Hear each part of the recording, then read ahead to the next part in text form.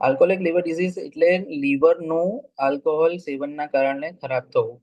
એના અમુક સ્ટેજીસ હોય છે. સૌથી પહેલા તો હોય છે કે આલ્કોહોલિક હેપેટાઇટિસ, કે જેમાં લીવરનો સોજો આવે, એ પછી એ ફાઇબ્રોસિસ તરફ જાય અને એ છેલ્લે સિરોસિસ જાય. સિરોસિસ એટલે જ્યારે આપણું લીવર ફેલિયર થવાની શરૂઆત થાય.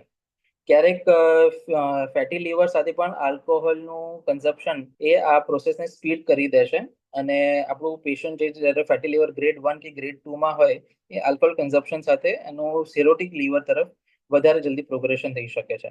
એટલે સિરોસિસ ઓફ ધ લીવર એમાં એવું થાય કે જ્યારે લીવર આપણું નોર્મલ કેપેસિટી ઓફ ફંક્શન જે કરી શકે છે, એની કેપેસિટી ધીરે ધીરે ઓછી થતી જાય છે. એટલે આલ્કોહોલના લીધે એનો સોજો પણ આવી જાય, જેને આલ્કોહોલિક હેપેટાઇટિસ પણ કહેવાય, અને જે એન્ડ સ્ટેજ લીવર ડિઝીઝ તરફ જતું રહે છે, સિરોસિસ ઓફ લીવર હોય છે. આની આપણે કોઈ સ્ટાન્ડર્ડ ડેફિનેશન એસ્ટાબ્લિશ ના કરી શકીએ. દરેક કન્ટ્રી વાઇઝ એની અલગ અલગ હોય છે. બટ જેમ કે આપણે યુએસ અને યુરોપ ગણીએ તો એ પ્રમાણે 12 ગ્રામ ઇથેનોલ એક સ્ટાન્ડર્ડ ડ્રિંક કહેવાય છે. 12 ગ્રામ ઓફ ઇથેનોલ એટલે 350 ml ઓફ બિયર, અને equivalent to Indian made foreign liquors, જે 30 ml ટુ 60 ml સુધી વેરી કરતું હોય છે. તો for a adult male more than 2 standard drink, it is more than enough to damage your liver, and for female it is more than 1 standard drink, કે જે તમારા લીવરને એની failure તરફ લઈ જઈ શકે છે.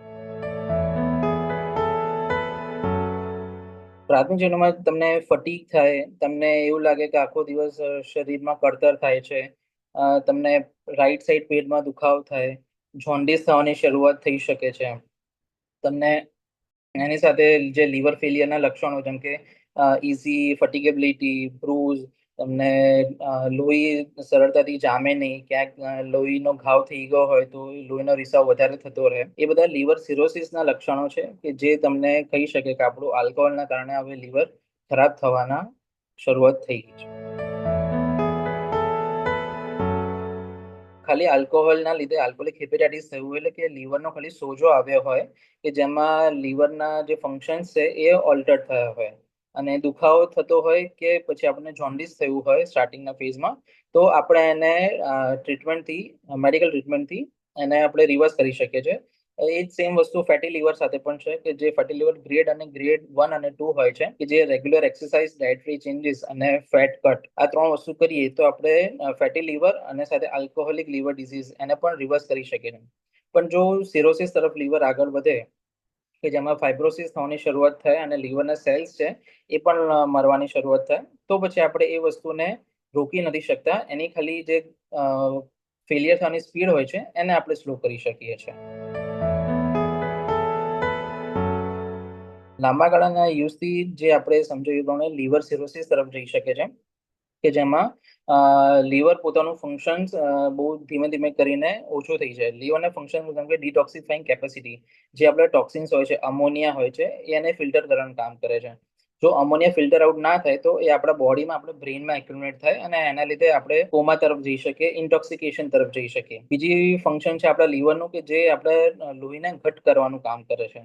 જો લીવર એનું ફંક્શન ઓછું થઈ જાય તો આપણું લોહી વધારે પડતું વહેવા લાગે, અને એ ક્યારેક લોહીની ઉલટી થાય, કે આપણે લેટ્રિનમાંથી લોહી આવે એ તરફ આપણે જઈ શકે. કમળો થઈ શકે છે, ઝેરી કમળો હોય છે, જે મેડિકલ ટ્રીટમેન્ટથી પણ આપણે એનો ઉપાય ના કરી શકીએ. એની સાથે સાથે વેટ લોસ થાય, પોર્ટલ હાઇપરટેન્શન છે, કે જેના લીધે આપણું લીવર ખરાબ થઈ શકે છે બધા. જો ઇનિશિયલ ફેઝમાં હોય, જ્યારે પેશન્ટને પેઇન કે ના થતું હોય, અને જે સ્ક્રીનિંગ માટે કે ચેકઅપ માટે આવ્યું હોય, તો જે લીવર ફંક્શન ટેસ્ટ છે એ એના ઓલ્ટર્ડ હોય છે.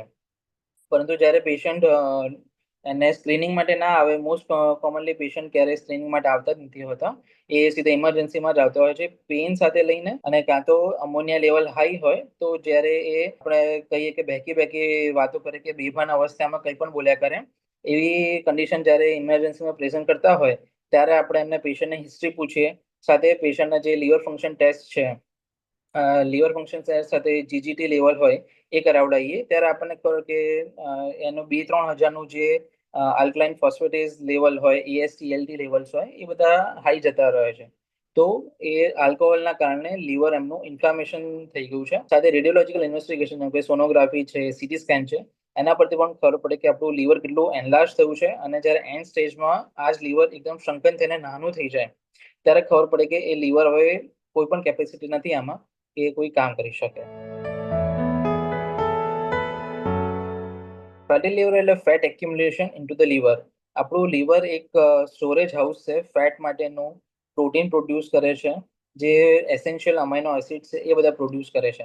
જ્યારે એક્સેસિવ ફેટ એક્યુમ્યુલેશન થઈ જાય છે, જેમ કે મસલમાં, જ્યારે સબક્યુટેનિયસ ટિશ્યુમાં અને લીવરમાં, અને એની ઉપર આપણે ફેટી લીવર સાથે આલ્કોહોલ કન્ઝમ્પશન કરીએ ત્યારે લીવરના સેલ્સ જે પોતાની ઓપ્ટિમમ કેપેસિટીથી વર્ક કરવા જોઈએ એ ના કરી શકે અને એના કરતાં સબ ઓપ્ટિમલ કેપેસિટી પર આવી જતા હોય છે. ફેટી લીવર એક સ્ટેજ છે કે જેને આપણે 1 to 4 માં કેટેગરાઇઝ કરી શકીએ અને ફાઇબ્રોસ્કેનથી આપણે એનું ઇલાસ્ટિસિટી અને કેટલી ફાઇબ્રોસિટી છે એ જોઈ શકીએ.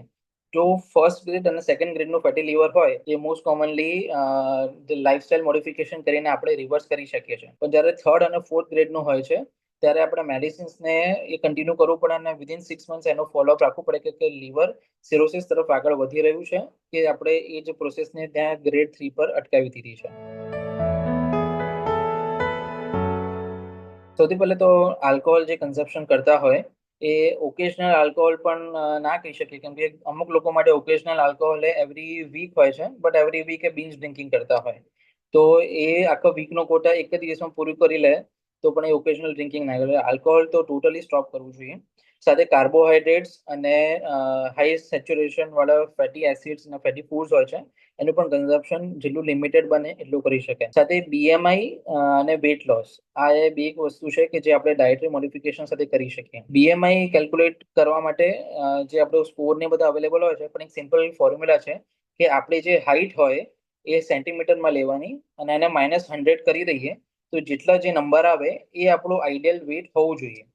એક આ રફ કેલ્ક્યુલેશન છે કે જો આટલું વેટ આપણું હાઈટ પ્રમાણે હોય તો આપણું બીએમઆઈ 25 થી 26 ની અરાઉન્ડ, જે નોર્મલ બીએમઆઈ કહી શકાય એટલું હોય, જે આપણું ડાયાબિટીસ છે, સાથે લીવર ફેટી લીવર છે એ બધું જ કંટ્રોલ કરી શકે અને હાર્ટ ડિઝીઝ પણ કંટ્રોલ કરી શકે. ક્યારેક ક્યારેક જે માણસ એને ક્યારેક કન્સિડર કરે એની માટે છે. મેં હમણાં જે રીતે સમજાવ્યું કે કોઈ આખા વીકનો આલ્કોહોલ જો એક દિવસમાં પી લે તો એ ઓકેશનલ બિંજ ડ્રિંકિંગ કહેવાય. એ ક્યારે એડવાઇઝેબલ નથી હોતું. Once a month or once in 6 month જો 1 સ્ટાન્ડર્ડ ડ્રિંક કે 2 સ્ટાન્ડર્ડ ડ્રિંક હોય તો એ ઇનફ છે કે લીવર એને ટોલરેટ કરી શકે. આલ્કોહોલ લીવર ડિઝીઝનો સૌથી પહેલો છે એ કયા સ્ટેજ પર છે અને લીવર ફંક્શન ટેસ્ટ એની સાથે કઈ રીતે કોમ્પ્લિમેન્ટ કરે છે. જો સ્ટેજ 2 કે સ્ટેજ 3 પર હોય તો આપણે મેડિસિન્સ સ્ટાર્ટ કરી શકાય.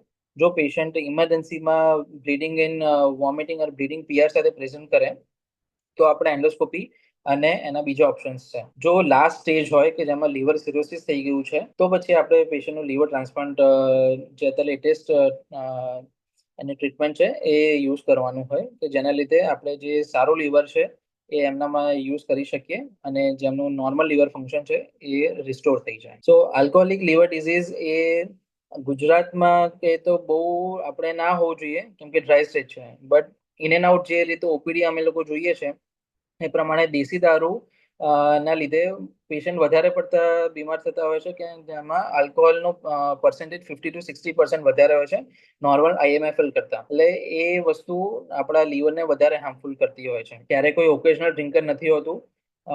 લોકોને આલ્કોહોલનું કેટલી કેપેસિટી છે એ નથી જાણ હોતી અને એના પછી ક્યારે ડૉક્ટરને બતાવવું કે ડૉક્ટરની ક્યારે ટ્રાન્સપ્લાન્ટેશન માટે સલાહ લેવી એ પણ નથી જાણ હોતી. એટલે જો તમે આલ્કોહોલ ડ્રિંકિંગ કે કરતા હો તો એક વખત તમારા લીવર ફંક્શન ટેસ્ટ અને તમારા એક ગેસ્ટ્રોએન્ટરોલોજિસ્ટને બતાવીને તમારે એનું બેઝલાઇન ઇન્વેસ્ટિગેશન તો કરાવી લેવું જોઈએ કે તમારો લીવર કયા સ્ટેજ પર છે.